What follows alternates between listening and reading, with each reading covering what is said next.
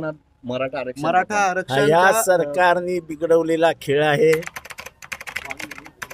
जे आपल्या हातातच नाही ते बोलावं कशाला. आता कुठेच सगळे मंत्री, कोण गावाला बसलंय, कोण कुठे गेलंय, कोण कुठे गेलंय. दोन समाजामध्ये नेहमी वाद लावणं हे या सरकारचं काम आहे. दोन धर्मामध्ये वाद लावणं हे या सरकारचं काम आहे. ओबीसी विरुद्ध मराठा ही लढाई लावणं हे आमचं या सरकारचं काम आहे. हिंदू विरुद्ध मुसलमान पेटवणं या सरकारचं काम आहे. कारण का या सरकारला या दंग्याशिवाय मतं मिळणार नाही ते माहिती आहे. काही कामच केलेलं नाही. 3 वर्ष फक्त ह्याला सांभाळ त्याला सांभाळ याच्यातच वेळ गेला. कधी हा नाराज, कधी तो नाराज, त्यांना सांभाळता सांभाळता वेळ गेला. त्यामुळे याला जबाबदार फक्त हे सरकार आहे. उद्या काय बरं वाईट झालं तर त्याचे परिणाम सरकारलाच भोगावे लागतील. म्हणजे एकंदरीत तुमचं म्हणणं आहे की दंगा घडवण्याचा पूर्ण असं आहे की तुम्ही का सांगितलं खोटं की आम्ही तर ह्या तारखेला आरक्षण देतो, त्या तारखेला आरक्षण देतो, ह्या महिन्यात आरक्षण देतो, त्या महिन्यात. तुमच्या हातातच नाही.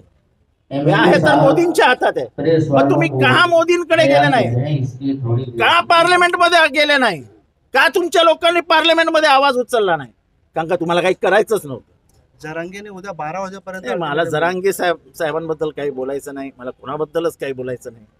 पण एकंदरीतच परिस्थिती महाराष्ट्रामध्ये तणावग्रस्त करण्याची जबाबदारी या सरकारवर आहे. एक मंत्री दुसऱ्या तोंडाने बोलतो, दुसरा मंत्री दुसऱ्या तोंडाने बोलतो, तिसरा मंत्री तिसऱ्या तोंडाने बोलतो. का बोलतो? कॅबिनेटमध्ये बोला ना.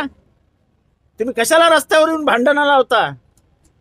मीरा रोड मध्ये देखील आपण बघितलं, ते मीरा रोडचं तर भयंकरच प्रकरण आहे. एखादी आमदार उठून बोलते मला 5 मिनिटं द्या, मी बघा काय करते.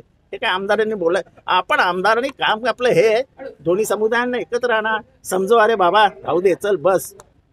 का नाही मुख्यमंत्री गेले तिथे आजपर्यंत? त्यांचा जिल्हा आहे ना.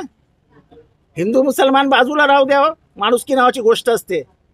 मुख्यमंत्री आले तर दोन्ही समाज गप्प बसले असते.